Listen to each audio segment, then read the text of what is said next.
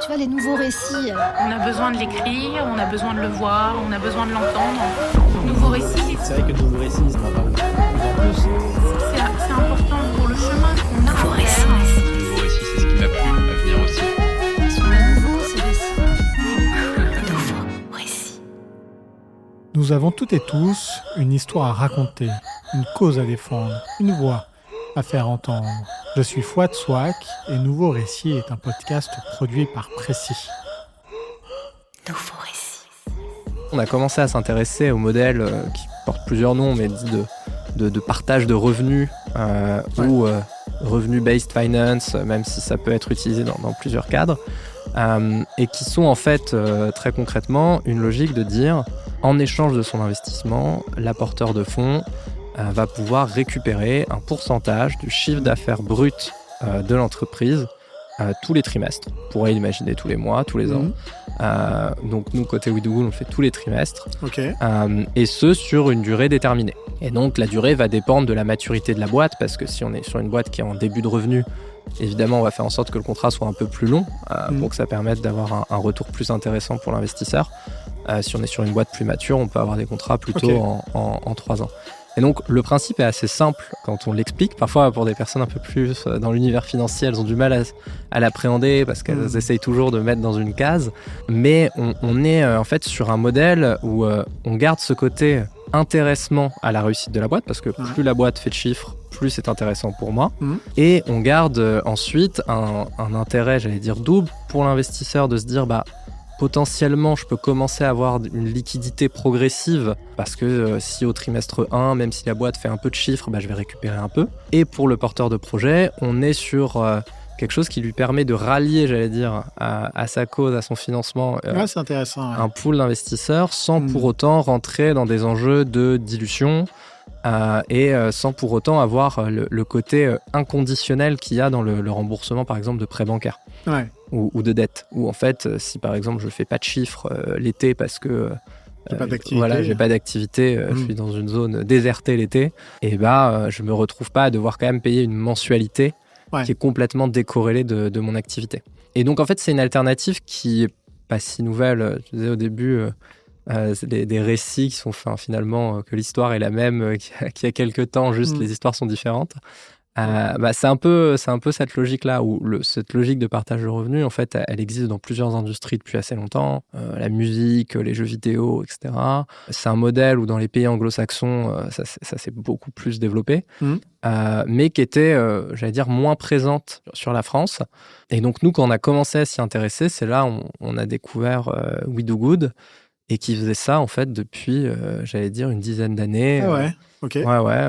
Essentiellement sur des entreprises, j'allais dire, économie sociale et solidaire, plutôt des TPE, avec un ancrage territorial, et en fait, qui avaient, j'allais dire, fait évoluer ce modèle au fur et à mesure des années, de leur expérience, des réussites comme des échecs qu'ils avaient pu avoir. Et donc, on a pu, j'allais dire, hériter d'un vrai travail, j'allais dire, de recherche au-delà des financements qui avaient déjà été faits sur comment développer en fait ce modèle, comment en faire. C'est un contrat en fait entre des investisseurs et des porteurs de projets qui répondent aux enjeux et aux paramètres des deux parties, quoi. Ok.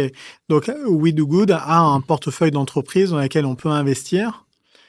Il y a une contractualisation, ou alors est-ce que c'est des appels d'offres ou des appels à projets? Est-ce que ça vient financer un projet d'investissement au sein des entreprises? Concrètement, comment ça exactement. fonctionne? Alors en fait, je dirais que la base est cette logique du partage de revenus, en fait, qui est proposée sur We Do Good. Et derrière, il y a 2 applicatifs. Un premier qui est une plateforme, on pourrait appeler de crowdfunding, qui est en fait des projets qui sont en levée de fonds sur ce modèle-là, et du coup qui font des appels de fonds et auxquels tu peux venir souscrire à partir de 100 € sur telle entreprise ou telle autre, ou même mettre sur les différentes entreprises proposées ce qui te paraît pertinent. Et on a aussi une partie de notre activité qui va être complètement, j'allais dire, privée, qui sont en fait des entrepreneurs qui font appel à nos services pour mettre en place cette typologie de financement avec des investisseurs ou des partenaires qu'ils ont identifiés et où ils veulent ouvrir qu'à ce cercle restreint, en fait. Parce qu'en fait, au-delà de la partie, j'allais dire, crowdfunding, plateforme de financement, il y a aussi tout cette expertise sur la partie partage de revenus qui intéresse. D'accord. Donc, qui il y a un intéresse les modèle en entreprises, fait qui a été développé. Exactement. Il y a la possibilité soit en fait de l'ouvrir au grand public, ou soit d'avoir une sorte de classe d'actifs ou de, je sais pas, en fait, un outil pour un certain nombre de personnes dans un réseau réduit.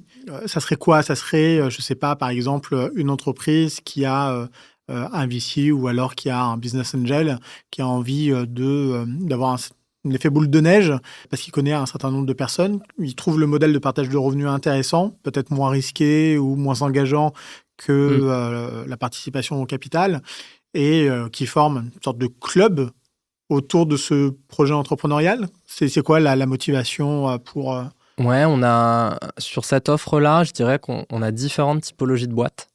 On va avoir des entreprises qui vont être au tout début de leur histoire et donc qui vont l'utiliser comme un outil de love money, si on le dit comme ça. C'est-à-dire, ils vont réunir autour d'eux des personnes qui veulent les soutenir, qui veulent les aider. Et en fait, c'est vrai que quand on lance sa boîte, j'allais dire dans les premiers mois, les premières années, c'est pas anodin, mine de rien, d'ouvrir son capital. Ah bah oui, tu vois rien et puis tu l'ouvres déjà. Donc. C'est ça, et il peut y avoir, ça peut créer des problématiques parce qu'en fait, si on se dilue trop fortement, ça peut être délicat ensuite d'aller chercher des tours un peu plus conséquents parce que des fonds spécialisés diront ah bah attends, t'as déjà cédé la moitié de ta boîte et t'es même pas au stade 2 d'avancement, donc ça passe plus.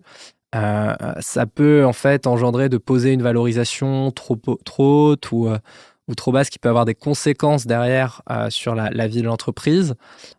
Et ensuite, c'est aussi, on fait rentrer des associés. Donc, au même titre qu'on ne s'associerait pas avec n'importe qui dans la vie, c'est pas non plus anodin et ça arrive plus souvent qu'on ne le pense. L'histoire de ah oui, on s'entendait bien avant, ou le mari de ma tante qui a mis 2000 € au début pour m'aider à commencer et qui en fait ça se passe pas bien pour d'autres raisons après et ça peut avoir des conséquences. Donc souvent à ce stade de développement, quand ils le peuvent, et les projets qu'on voit passer, on leur conseille d'éviter un peu de se diluer trop tôt. Et donc, ils peuvent utiliser de manière, donc, comme disait, privée, cet outil-là pour leur love money. Ensuite, on a des cas de figure de boîtes qui sont beaucoup plus matures, qui font déjà un certain chiffre d'affaires, parfois en plusieurs millions d'euros, et qui vont en fait avoir un intérêt d'associer quelqu'un, c'est pas le bon terme du coup, mais d'intéresser un partenaire ou un potentiel business angel à la suite de l'entreprise et à la réussite de la boîte, mais qui ne sont pas forcément dans une logique de dilution. Et donc, qui vont là aussi passer par ce mode de financement-là. Et donc, parfois, ça peut être sur un cercle assez restreint. Parfois, ils ont des communautés un peu plus importantes. Donc, ça peut élargir le nombre d'investisseurs sollicités. Ouais, parce qu'il faut aussi rappeler, je pense, quelles sont les options qui sont offertes à un entrepreneur, un chef d'entreprise, tout au long de la vie de sa boîte. J'ai envie de me développer, je fais de bons chiffres d'affaires, je fais une bonne marge et j'autofinance mon développement. Mais si vraiment on a envie de croître, il y a un moment quand même, il va falloir sortir beaucoup de pognon, il va falloir aussi en garder un petit peu en trésor. Donc, on va aller taper à la porte d'à côté pour aller récupérer un peu cet argent-là. Financer une usine, financer une acquisition, peut-être moins, mais peut-être financer du recrutement. Bref, il y a Private Equity. Donc, on va aller chercher en fait des investisseurs qui, eux, ont des fonds et effectivement, on va diluer le capital. Je schématise. La dette, on va taper à la porte de sa banque. On va avoir une grosse dette, ce qui est tout à fait naturel en vérité. Il ne faut pas diaboliser la dette, mais en tout cas, ça implique d'autres problématiques. Il y a le financement aussi strictement non dilutif. Si on a un peu une entreprise innovante, je pense notamment au crédit impôt recherche, crédit impôt innovation, GUI, qui peut rapporter aussi un certain nombre d'argent. Puis après, il peut y avoir des subventions de collectivités, de la BPI aussi, ou des avances de trésorerie, bref. Voilà, ça c'est à peu près, je pense, le panel. Je sais pas si j'en ai véritablement loupé. Ouais, c'est très bien résumé. Ouais, vous arrivez en proposant en fait un nouveau modèle non dilutif et qui est intéressant aussi bien pour l'entrepreneur que pour les investisseurs parce qu'ils sont pas mariés, ils peuvent partir et tout de même, on a la possibilité de lever des fonds. Néanmoins, il va falloir les rembourser. Ou pas en fonction de la santé de l'entreprise. Mais Oui, exactement. On reste sur en fait, tout ce panel d'investissement, de financement, que tu évoquais. En fait, quand on s'adresse à des entreprises dans le long côté, et d'ailleurs qu'on y aille sur un format d'obligation, donc et de la dette, qu'on aille sur un format d'equity, donc d'apport en capital, ou en partage de revenus, comme le modèle qu'on propose. Ce qui est important à avoir à tête quand on est un investisseur, c'est qu'à partir du moment où on va financer un peu comme ce qu'on disait du non-coté, donc le développement d'une entreprise jeune, etc., on prend les risques qui y sont associés. Et ça, enfin, moi, le sujet aussi qui a un peu plus globalement, au-delà de notre outil, je pense, sur le financement du non-coté, c'est dédiaboliser un peu ce risque aussi. Je pense que le fait qu'on soit, un pays majoritairement plus d'épargnants que d'investisseurs fait qu'on a un peu cette notion de mon argent est tout le temps à 100% sécurisé et je peux avoir un rendement dessus